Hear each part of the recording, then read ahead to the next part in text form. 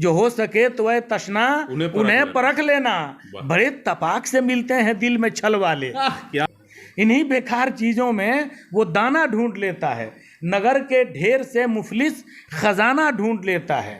आज शेर सुनिए कि भटक जाने की आदत सिर्फ इंसानों की होती है। वाह क्या इन्हीं बेकार चीजों में वो दाना ढूंढ लेता है, नगर के ढेर से मुफलिस खजाना ढूंढ लेता है। हिंदी उर्दू दो बहनें हैं, भारत इनकी माता है, तू मतलब की खातिर इनमें क्यों नफरत फैलाता है। क्या भाले निकलते रहते हैं अब बात बात में, वो दिन भी हमने देखे हैं इस कायनात में।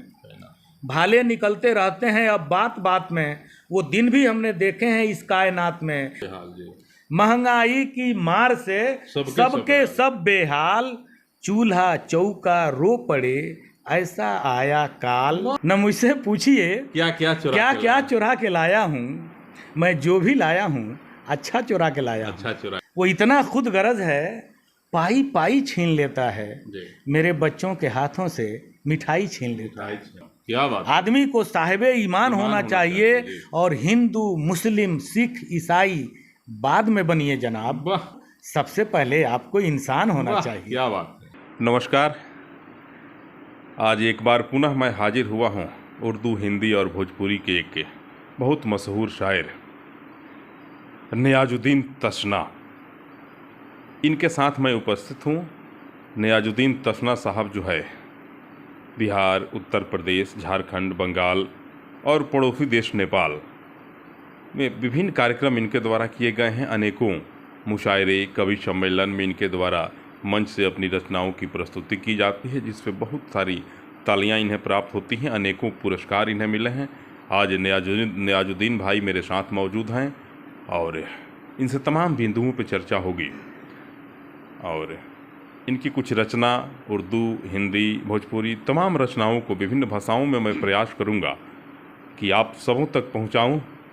नियाजुद्दीन भाई हैं और इनकी बड़ी ख्याति है, चारों तरफ इनके नाम का डंका बजता है।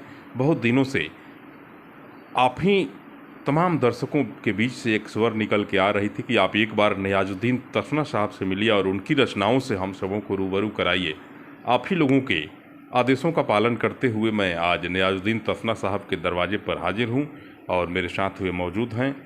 आइए मैं बात करता हूं और इनकी रचनाओं को आप तक पहुंचाने का प्रयास करता हूं। बहुत बहुत स्वागत है आपका।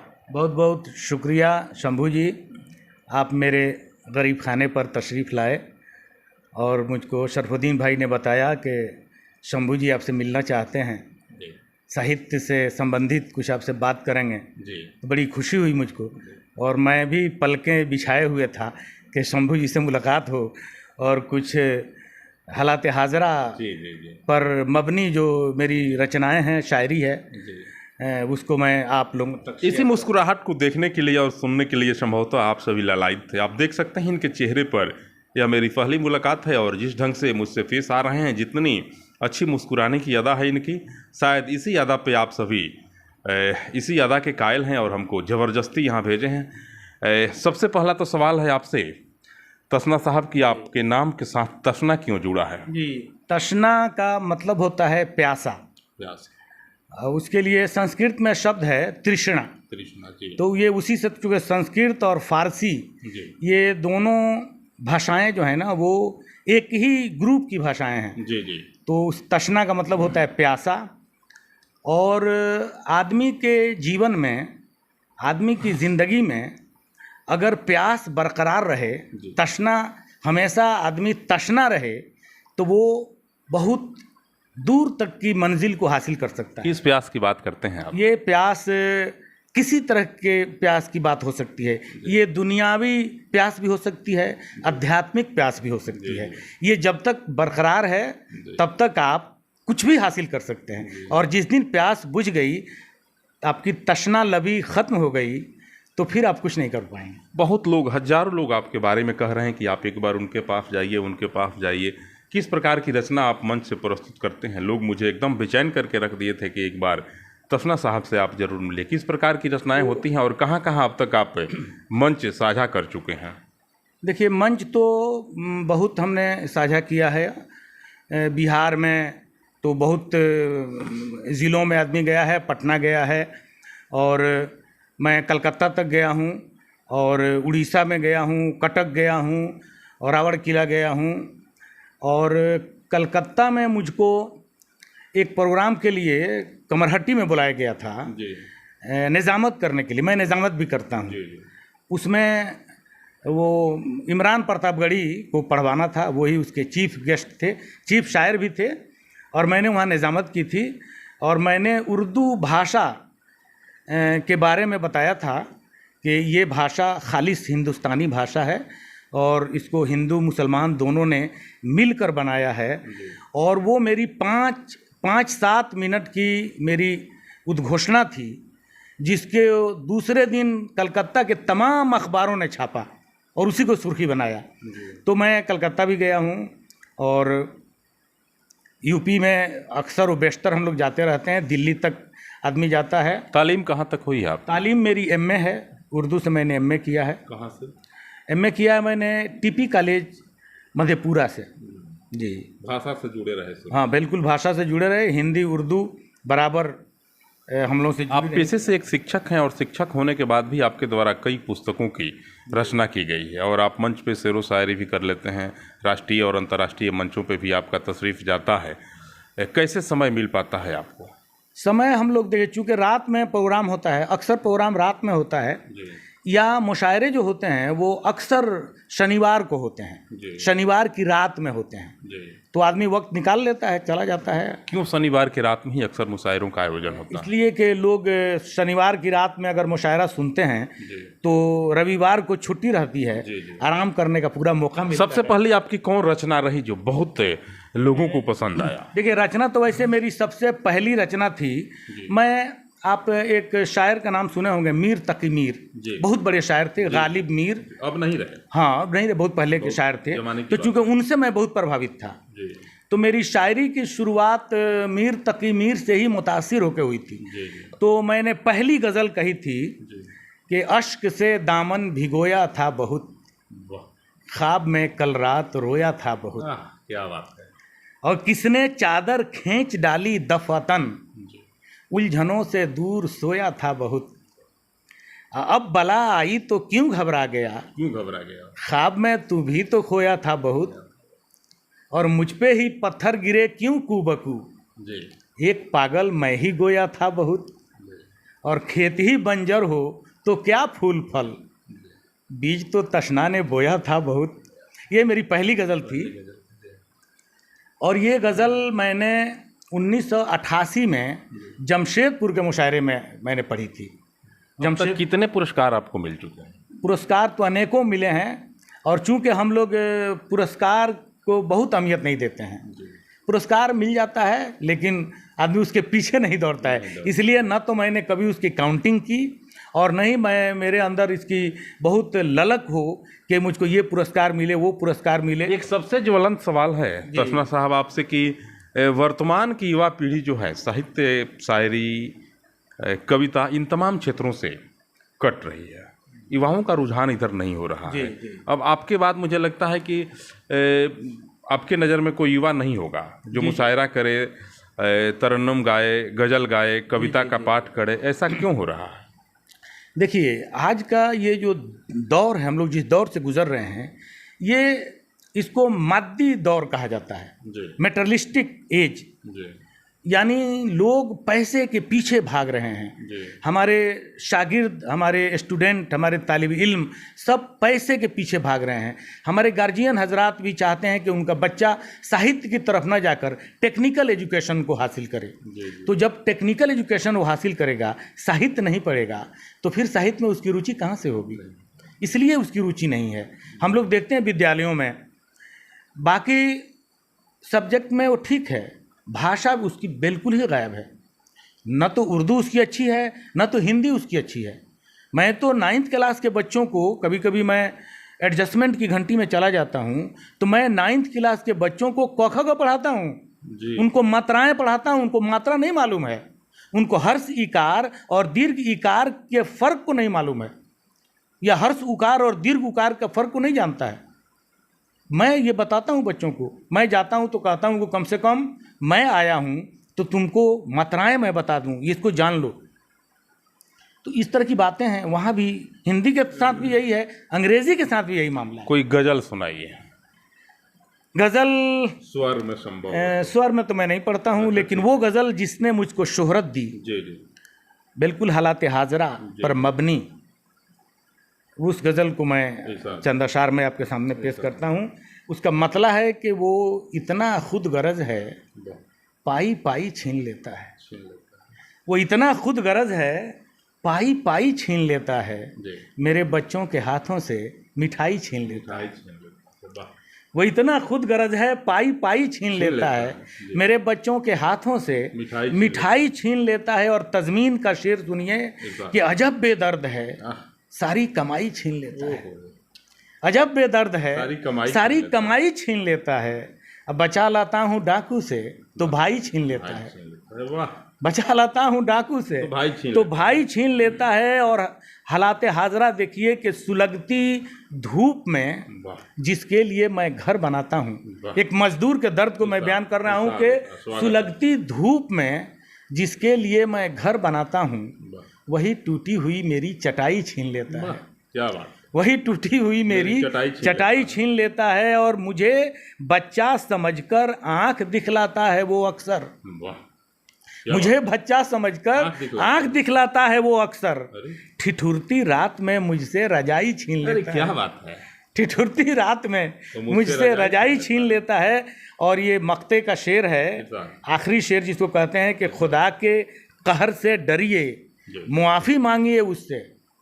खुदा के कहर से डरिए, मुआफ़ी मांगिए उससे। वो तशना जो खुदाओं की खुदाई छीन लेता है। क्या बात है, खुदाओं की खुदाई छीन लेता है। वो इतना खुद गरज है, पाई पाई छीन लेता है, मेरे बच्चों के हाथों से मिठाई छीन लेता है।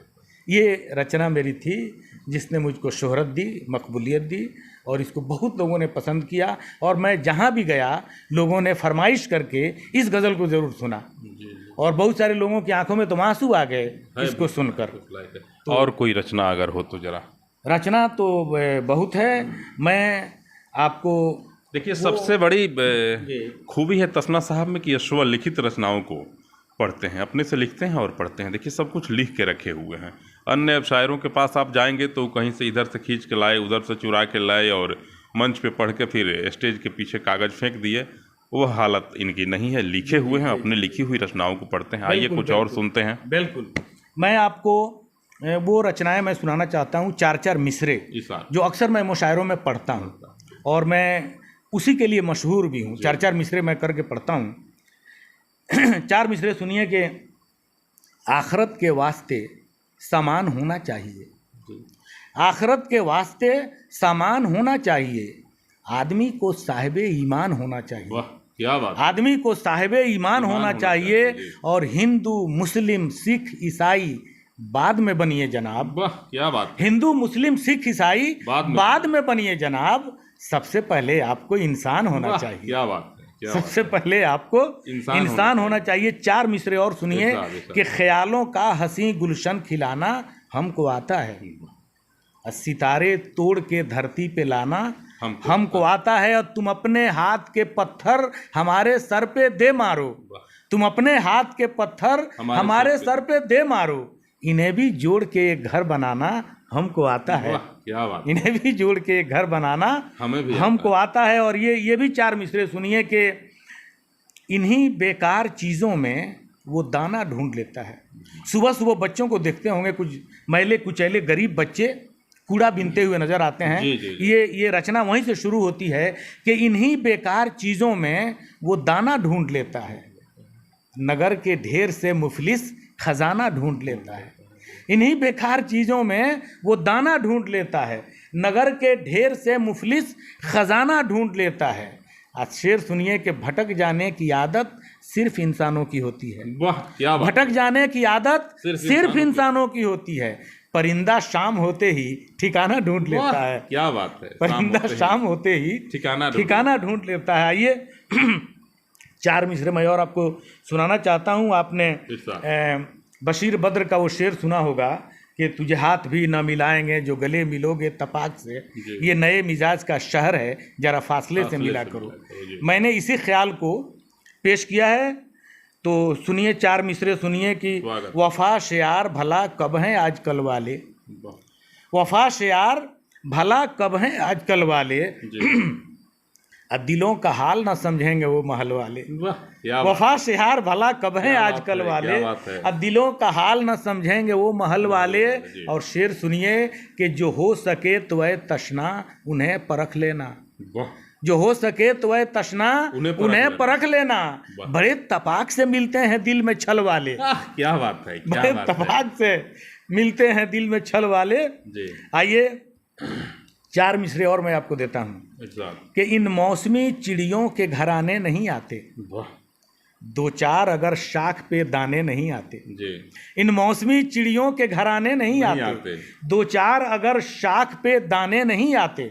और शेर सुनिए कि आता है फलक जहदे मुसलसल से जमी पर, वाह क्या बात, आता है फलक जहदे मुसलसल से जमी पर, मुट्ठी में कभी उड़ के खजाने नहीं आते। क्या बात है, क्या बात है, मुट्ठी में कभी उड़ के खजाने नहीं आते। स्वागत है। 4 मिसरे और मैं आपको देना चाहता हूं कि नशे में इस कदर मदहोश क्यों है, नशे में इस कदर मदहोश क्यों है, ये तशना बिन पिए बेहोश क्यों है, नशे में इस कदर मदहोश क्यों है, ये तशना बिन पिए बेहोश क्यों है। और शेर सुनिए कि मैं पत्थर हूँ मगर मैं बोलता हूँ, मैं पत्थर हूँ मगर मैं बोलता हूँ, वो शीशा है तो फिर खामोश क्यों है, वो शीशा है तो फिर खामोश क्यों है। ये इसी कबील के कुछ और अशार आप सुनिए कि ये कैसी रहनुमाई हो रही है, दुहाई पर दुहाई हो रही है। ये हालात हाजरा है, ये कैसी रहनुमाई हो रही है, दुहाई पर दुहाई हो रही है। हम ही मजलूम भी मकतूल भी हैं, हम ही मजलूम भी मकतूल भी हैं, हम ही पे कार्रवाई हो रही है, हम ही पे कार्रवाई हो रही है। और लेकिन देखिए जो हालात हैं, आज सच बोलना बड़ा मुश्किल हो गया है, बहुत और सच बोलना आज के दौर में सबसे कठिन काम है। 4 मिसरे मैं आपको सुनाना चाहता हूं कि जिस रोज कोई लब खोलेगा वो जान से मारा जाएगा, वाह क्या बात, जिस रोज कोई लब खोलेगा वो जान से मारा जाएगा, जो शख्स यहाँ सच बोलेगा वो जान से मारा जाएगा। और नफरत के कसीले पानी से सैराब सियासत है अपनी, नफरत के कसीले पानी से सैराब सियासत है अपनी, जो प्यार की मिसरी घोलेगा वो जान से मारा जाएगा। क्या बात, ये हालात हैं। बहुत और इस तरह के शेर कहने पर बड़ा डर है, लेकिन मैं इस मुल्क की मोहब्बत के हवाले से 4 मिसरे आपको पेश करना चाहता हूँ। ये 4 मिसरे मैं जब भी किसी मुशायरे में पढ़ता हूँ तो पूरी पब्लिक की तरफ से ये शेर मैं पढ़ता हूँ, ये 4 मिसरे मैं पढ़ता हूँ पूरी पब्लिक की तरफ से, और इस मुल्क की मोहब्बत को पेश करने के लिए मैं पढ़ता हूँ। ये मुल्क हमारे लिए एक बाग है, एक गुलशन है, और हम हमेशा इसको हरा भरा देखना चाहते हैं। 4 मिसरे सुनिए कि इस हंसी बाग से बेजार नहीं हो सकते, इस हंसी बाग से बेजार नहीं हो सकते, फूल हो सकते हैं हम खार नहीं हो सकते, इस हंसी बाग से बेजार नहीं हो सकते, फूल हो सकते हैं हम खार नहीं हो सकते। हमने इस बाग को सींचा है लहू से अपने, हमने इस बाग को सींचा है लहू से अपने, हम कभी मुल्क के गद्दार नहीं हो सकते। बहुत शुक्रिया, हम कभी मुल्क के गद्दार नहीं हो सकते। तो ये मैं अक्सर ये मिसरे मैं पढ़ता हूँ और मुशायरे में पसंद। भोजपुरी की कुछ रचनाएं हैं आपकी? भोजपुरी की रचना तो आप भोजपुरी अथवा आपको हास्य व्यंग कहिए तो सुना। हाँ, हास्य व्यंग सुना, हास्य व्यंग सुना देते हैं। चलिए हास्य व्यंग सुनिए। चूँकि मैं हास्य व्यंग भी इधर लिखना मैंने प्रारंभ कर दिया है, तो मैं चाहता हूँ कि वो आपको मैं सुना देता हूँ। देखिए अक्सर जो शायर या कवि या आलोचक जो होते हैं वो दूसरे की आलोचना करने से बेहतर समझते हैं कि अपनी ही आलोचना कर ली जाए। बात तो है दूसरे की, लेकिन उससे कहेंगे तो गुस्सा हो जाएगा। इसलिए क्यों नहीं अपने। आइए तसना साहब से कुछ हास्य और व्यंग भी सुनते हैं। हास्य और व्यंग के लिए इधर के दिनों में काफ़ी मशहूर हुए हैं। इनसे कुछ हास्य और व्यंग की रचनाओं को भी सुनते हैं और आप तमाम लोगों तक पहुंचाने का प्रयास करते हैं। कुछ हास्य और व्यंग सुनाया जाए। जी जी, इधर मैंने कुछ हास्य व्यंग भी कहना शुरू किया है जी। इसलिए शुरू किया कि देखिए आजकल संजीदा शायरी लोग सुनना उतना पसंद नहीं करते हैं जी। और चूँकि ये भाग दौड़ की ज़िंदगी ऐसी है कि इसमें आदमी चाहता है कि कुछ हास्य व्यंग की बातें हों, कुछ हंसी मजाक की बातें हों, थोड़ा सा आदमी को तफरीह हो। तो तफरीह में लोग ज़्यादा सुनना चाहते हैं। तो मैंने कहा कि क्यों नहीं आवाम की पसंद का लिहाज करते हुए मैंने एक रचना हास्य व्यंग की मैंने लिखी है, मैं आपको सुनाना चाहता हूँ कि न मुझसे पूछिए क्या क्या चुरा के लाया हूँ। वाह। न मुझसे पूछिए क्या क्या चुरा के लाया हूँ, मैं जो भी लाया हूँ अच्छा चुरा के लाया। न मुझसे पूछिए क्या क्या चुरा के लाया हूँ, मैं जो भी लाया हूँ अच्छा चुरा के लाया हूँ। और वो जिस ट्रेन ने पहुँचा दिया था जेल मुझे, वो जिस ट्रेन ने पहुँचा दिया था जेल मुझे, उसी ट्रेन का पंखा चुरा के लाया हूँ। वो जिस ट्रेन ने पहुंचा दिया था जेल मुझे, उसी ट्रेन का पंखा चुरा के लाया हूँ। अब बला से ईद में ईदी नहीं मिली तो क्या, बला से ईद में ईदी नहीं मिली तो क्या, मैं ईदगाह से जूता चुरा के लाया। मैं ईदगाह से जूता चुरा के लाया हूँ। और ये शेर सुनिए कि इसी को बेच के हो जाऊंगा मैं माला माल। वाह क्या बात है। इसी को बेच के हो जाऊंगा मैं माला माल, मुंगेरी लाल का सपना चुरा के लाया हूँ। क्या बात है। इसी को बेच के हो जाऊंगा मैं माला माल, मुंगेरी लाल का सपना चुरा के लाया हूँ। अब ऐसी बूढ़ी बिनाई का क्या करूँ साहब। बिनाई कहते हैं देखने की नज़र को। अब ऐसी बूढ़ी बिनाई का क्या करूँ साहब, मैं फल समझ के करेला चुरा के लाया हूँ। क्या बात है। मैं फल समझ के करेला चुरा के लाया हूँ। और ज़रूर मुझको बचाएगा हर बला से वो, ज़रूर मुझको बचाएगा हर बला से वो, किसी के सदके का बकरा चुरा के लाया हूँ। क्या बात है। किसी के सदके का बकरा चुरा के लाया हूँ। और किसे मजाल कोई चोर मुझको कह दे भला। क्या बात। किसे मजाल कोई चोर मुझको कह दे भला, शरीफ ज़ादे का चेहरा चुरा के लाया हूँ। क्या बात है। क्या बात। किसे मजाल कोई चोर मुझको कह दे भला, शरीफ ज़ादे का चेहरा चुरा के लाया हूँ। अब बुझाई जाएगी तशना लबों की तशना लबी, बुझाई जाएगी तशना लबों की तशना लबी, मैं अपनी आंखों में दरिया चुरा के लाया हूँ। क्या बात है। न मुझसे पूछिए क्या क्या चुरा के लाया हूँ, मैं जो भी लाया हूँ अच्छा चुरा के लाया हूँ। तो ये कुछ हास्य व्यंग की रचना अगर आप सुनना चाहें तो एक रचना और मैं आपको सुना सकता हूँ। ये एक नज़्म है, कविता है। और ये कविता मैं एक सिचुएशन मैंने देखा था। उस सिचुएशन को देखने के बाद मुझको लगा कि इस पर एक कविता कहनी चाहिए, तो मैंने हास्य व्यंग की एक कविता कही है। वैसे तो अकबर इलाहाबादी ने इस तरह की बहुत सारी कविताएं कही हैं। इस कविता का शीर्षक है गोलमाल। कविता सुनिए, ध्यान से सुनिए, बिल्कुल हास्य व्यंग है। एक लड़की जा रही थी तन पे डाले सूट लाल, वाह क्या बात है, देखकर उसको मेरे अंदर लगा आने उबाल। एक लड़की जा रही थी तन पे डाले सूट लाल, देखकर उसको मेरे अंदर लगा आने उबाल। मैंने सोचा होगी 16 साल की वो फुलझड़ी, वाह क्या बात। मैंने सोचा होगी 16 साल की वो फुलझड़ी, या किसी खिलते हुए लाले की नाजुक पंखुड़ी। मैं समझता था कोई मिस है जरा भटकी हुई, मैं समझता था कोई मिस है जरा भटकी हुई, अब बेल है अंगूर की डाली पे है लटकी हुई। क्या बात है। एक बैक रूमान को आने लगा मेरे बुखार, एक बैक रूमान को आने लगा मेरे बुखार, मैंने सोचा नजर कर दूं उसको एक फूलों का हार। क्या बात। काश हो जाती किसी सूरत भी उससे गुफ्तगू, काश हो जाती किसी सूरत भी उससे गुफ्तगू, खत्म हो जाती मचलती जिंदगी की आरजू, खत्म हो जाती मचलती जिंदगी की आरजू, रूबरू होते ही लेकिन राज अफशा हो गया, भेद खुल गया, रूबरू होते ही लेकिन राज अफशा हो गया, एक बुढ़िया पर मैं इतना प्यार कैसे बो गया, एक बुढ़िया पर मैं अपना इतना प्यार कैसे बो गया, वो थी 70 साल की बुढ़िया कबाए बर्क में, वो थी 70 साल की बुढ़िया कबाए बर्क में, खो गया था चंद लम्हे को मैं उसके जर्क में, सामने जो कुछ था मेरे सब था फैशन का कमाल, सामने जो कुछ था मेरे सब था फैशन का कमाल, अब मैं समझा इस जमाने में है कितना गोलमाल। वाह क्या बात है, क्या बात है। ये एक रचना मैंने हिंदी में कोई और भोजपुरी में हाँ हिंदी तो नहीं, भोजपुरी में, हाँ भोजपुरी में जरा कुछ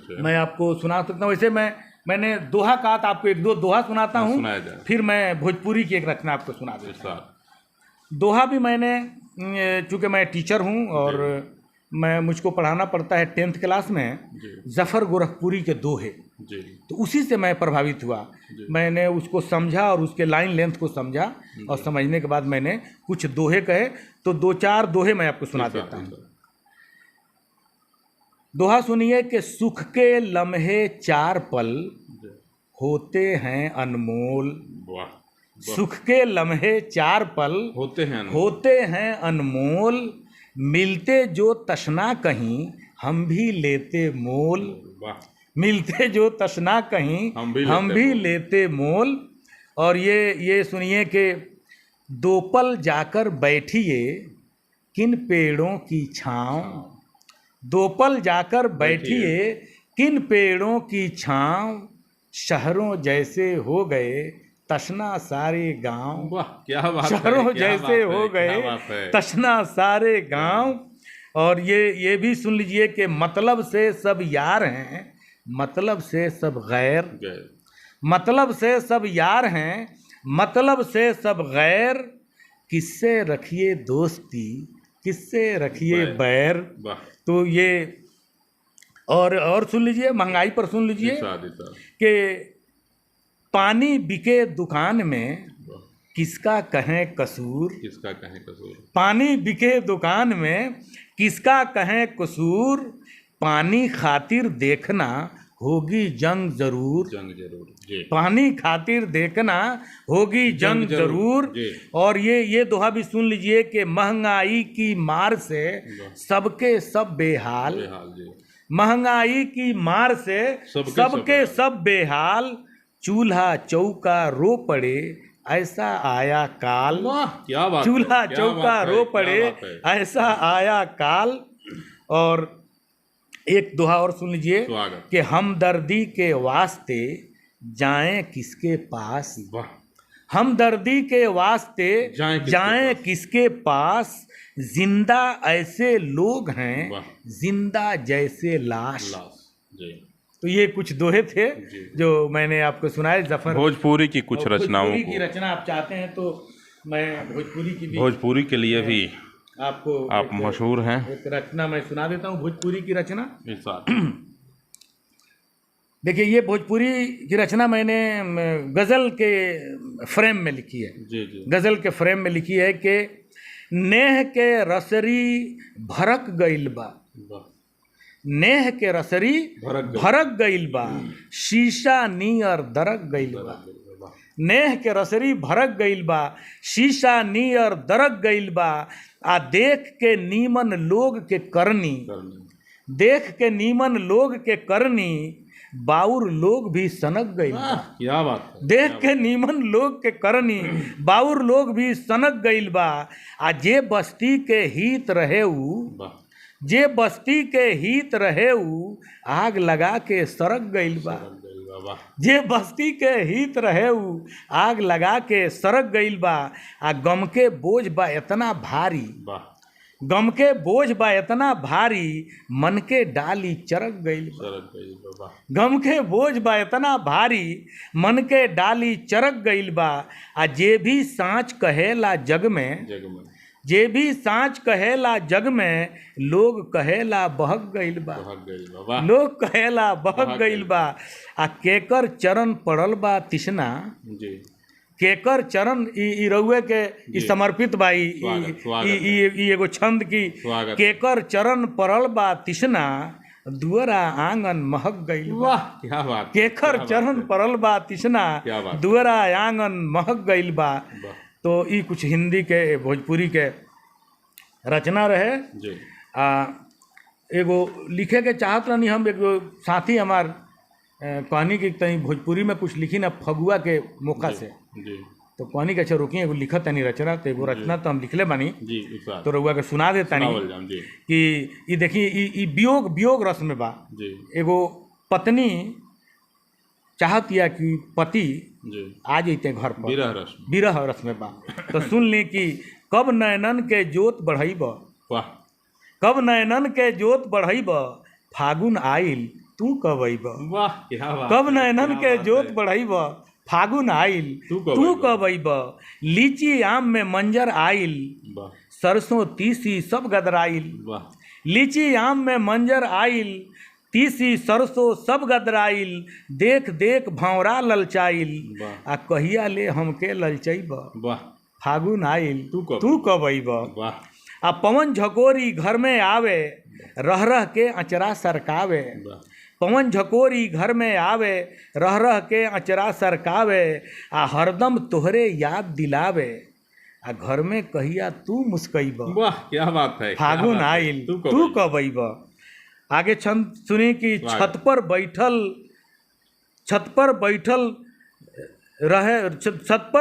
राह निहारी। वाह छत पर बैठल राह निहारी, काला कौआ रोज उचारी। वाह वाह। छत पर बैठल राह निहारी, काला कौआ रोज उचारी। आ तोहके मन में रोज विचारी, आ कहिया ले हमके तरसैब। फागुन आइल तू कब अइब। वाह क्या बात आगे है, सुनी क्या कि बात है। आगे सुनी कि लइका लइकिन रंग उड़ावे फागुन में। जी जी। लइका लइकिन रंग उड़ावे, आपस में खेलें मुस्कावें, आ दूरा पर आके तड़पावें। लइका लइकी रंग उड़ावे, आपस में खेलें मुस्कावें, आ दूरा पर आके तड़पावें। आ कहिया ले हमके तड़पैब। फागुन आइल तू कब अइब। आ आस के डोरी छूट रहल बा, आस के डोरी छूट रहल बा। मन के संयम टूट रहल बा, आ नेह के ढेला फूट रहल बा। आ देख ल हमके अब ना पैब। फागुन आइल तू कब अइब। आखिरी छंद सुनी कि तू ना अइल चिट्ठी आइल। तू ना अइल चिट्ठी आइल, आ हमार करेजा बड़ी दुखाइल। तू ना अइल चिट्ठी आइल, हमार करेजा बड़ी दुखाइल। आ बबुआ अइले तभे पढ़ाइल। तू ना अइल चिट्ठी आइल, हमर करेजा बड़ी दुखाइल। बबुआ अइले तबे पढ़ाइल, आ कबले तिसना से पढ़वैब। फागुन आइल तू कब अइब। तो ये भोजपुरी का रचना रहल। ये अपना कुछ दोस्त लोग गोरखनाथ गुंजन के फरमाइश पर मनीष कुछ युवाओं के लिए अगर कोई रचना हो, वर्तमान परिवेश में नौजवानों के लिए, अगर बेटी बचाओ बेटी पढ़ाओ, कोई चीज़ तो हम लोग चूँकि समसामयिक आदमी लिखता है जी, और सियासत पर कुछ लिखे हैं क्या? सियासत पर तो कुछ आपको कुछ व्यंग कहिए तो सुना दें। हाँ सुनाया जाए। सियासत पर कुछ व्यंग है, अगर आप कहें तो मैं उसको सुना देता हूँ। जी जी जी जी।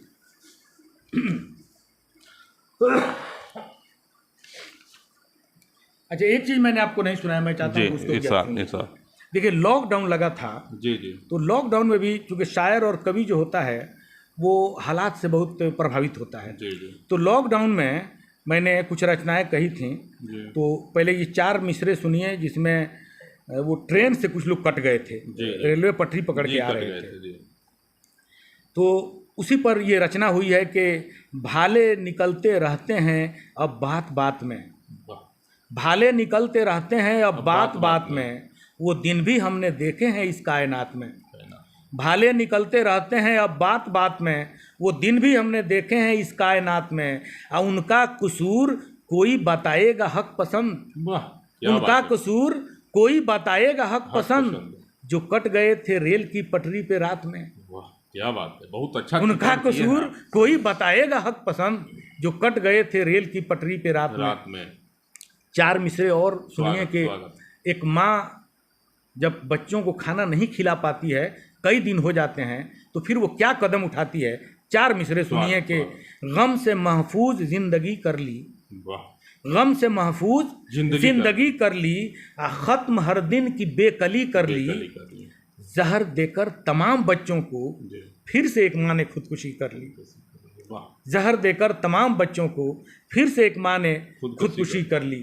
तो हालात, चूँकि हम लोग हालात हाजरा की शायरी करते हैं, तो 4 मिसरे उस पर सुन लीजिए। हालात हाजरा पर के रोक कर हम भी सांस बैठे हैं, अपने कातिल के पास बैठे हैं, रोक कर हम भी सांस बैठे हैं, अपने कातिल के पास बैठे हैं। अब पेड़ सब गिर गए मोहब्बत के, पेड़ सब गिर गए मोहब्बत के, सारे पंछी उदास बैठे हैं। क्या बात। तो ये हालात हाजरा की, पेड़ सारे गिर गए मोहब्बत के और सारे पंछी उदास बैठे हैं। आप तृष्णा साहब को सुन रहे थे, और हास्य व्यंग के भी अच्छे शायर हैं। देश के विभिन्न राज्यों में विभिन्न मुशायरा और कवि सम्मेलन के मंचों से इनकी रचनाएं जब प्रस्तुत होती हैं तो ज़बरदस्त तालियां बजती हैं। और बड़े अच्छे शायर हैं, पेशे से एक शिक्षक हैं, सरकारी विद्यालय में गोपालगंज जिला मुख्यालय में पदस्थापित हैं, और साहित्य से इनकी बड़ा गहरा रिश्ता है। सर, आज हिंदी दिवस है, और हिंदी दिवस के अवसर पे भी आप कुछ लोगों को संदेश दें। आज हिंदी विलुप्तता के कगार पे पहुंच चुकी है, भले वो सरकारी विद्यालय हो, गैर सरकारी विद्यालय हो, सरकारी कार्यालय हो, गैर सरकारी कार्यालय हो, तमाम स्थानों पे हिंदी को आज बड़ा उपेक्षित किया जा रहा है। क्या कहेंगे और क्या संदेश देंगे हिंदी की मजबूती के लिए आप आम लोगों को? देखिए, हिंदी तो भारत की राष्ट्रभाषा है और बड़ी प्यारी भाषा है, इसलिए तमाम लोगों को इसे सीखना चाहिए, बोलना चाहिए, और अपने दैनिक कार्यों में भी इसका प्रयोग करना चाहिए। लेकिन अजीब विडंबना है, या कहिए कि इस देश की अलमिया है, ट्रेजेडी है कि हिंदी को जो स्थान मिलना चाहिए वो नहीं मिल पा रहा है। इसका कारण है कि हमारे बच्चों को जो प्राथमिक विद्यालयों में हिंदी की शिक्षा मिलनी चाहिए वो नहीं मिल पा रही है। मैं तो सबसे पहले अपने उन शिक्षक बंधुओं से मैं गुजारिश करूंगा जो प्राथमिक विद्यालयों में बच्चों को पढ़ाते हैं, जो बच्चों को क ख ग और मात्राएं सिखाते हैं, मैं उनसे हाथ जोड़कर प्रार्थना करूंगा कि वो थोड़ी ईमानदारी दिखाएं इस भाषा के प्रति, और उन बच्चों को जब वो पढ़ने के लिए तैयार हो रहे हैं उनको सही दिशा दी जाए, सही शिक्षा दी जाए। अगर बच्चों को प्राइमरी स्टेज में सही शिक्षा मिले तो ऊपर के क्लासों में उनको किसी तरह की परेशानी नहीं होगी, और हिंदी भाषा से वो भागेंगे भी नहीं। कि 9th क्लास के बच्चों को प्रारंभिक हिंदी का ज्ञान नहीं है, और मैं खुद भी VM इंटर कॉलेज का सहायक शिक्षक हूँ, और मैं तो वैसे उर्दू का शिक्षक हूँ, लेकिन यदा कदा कभी कोई शिक्षक नहीं होता है तो मुझको भी 9th क्लास के बच्चों को या 10वीं क्लास के बच्चों को पढ़ाना पड़ता है। और जब मैं विद्यालय में जाता हूँ, वर्ग में जाता हूँ, तो देखता हूँ कि उन बच्चों को हिंदी भाषा की प्रारंभिक जानकारी नहीं है, और मुझको बड़ा इसके लिए कुढ़न होती है। और मैं बच्चों को वर्ण के बारे में, स्वर के बारे में, मात्राओं के बारे में, अक्सर मात्रा के बारे में बच्चे नहीं समझते हैं, हर्ष इकार दीर्घ इकार का मतलब नहीं समझते हैं, हर्ष उकार दीर्घ उकार को नहीं समझते हैं, कुछ भी बोलते हैं, कुछ भी लिखते हैं। इसलिए मैं देख रहा हूँ कि ये कारण है कि हिंदी से बच्चे भाग रहे हैं, अंग्रेजी की तरफ जा रहे हैं। अगर हमारे प्राथमिक विद्यालय के शिक्षक इस पर ध्यान दें, हमारे गार्जियन इस पर ध्यान दें, वो भी थोड़ा बच्चों को देखें कि उनका बच्चा जो प्राथमिक विद्यालयों में पढ़ रहा है वो क्या पढ़ रहा है, सही दिशा में वो पढ़ जा रहा है कि नहीं जा रहा है।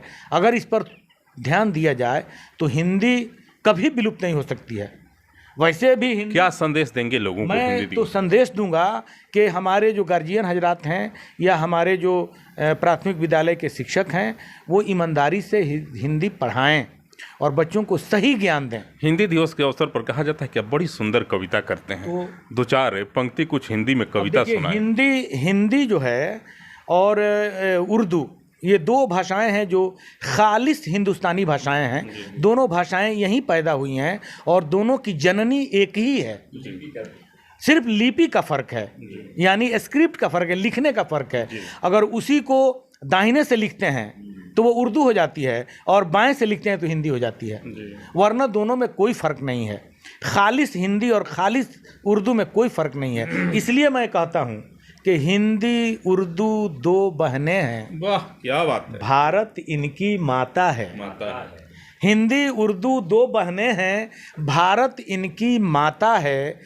तू मतलब की खातिर इनमें क्यों नफरत फैलाता है। क्या बात है, क्या बात है। ये दोनों भाषाएं, अगर दोनों भाषाएं मिक्सचर होकर जब साथ चलती हैं तो वो ज़्यादा समृद्ध दिखाई देती हैं। आप अगर प्रेमचंद को पढ़ेंगे, उनकी जितनी रचनाएं हैं वो हिंदी और उर्दू दोनों को मिलाकर उन्होंने लिखा है। इसीलिए प्रेमचंद हिंदी साहित्य के शीर्ष पर दिखाई देते हैं। इसलिए हम लोगों को भी चाहिए कि किसी भाषा से बैर नहीं हो। जिस भाषा को हम अपनाएंगे वो हमारी हो जाएगी, और भाषा किसी की नहीं होती है, जो उसको अपनाता है उसकी होती है।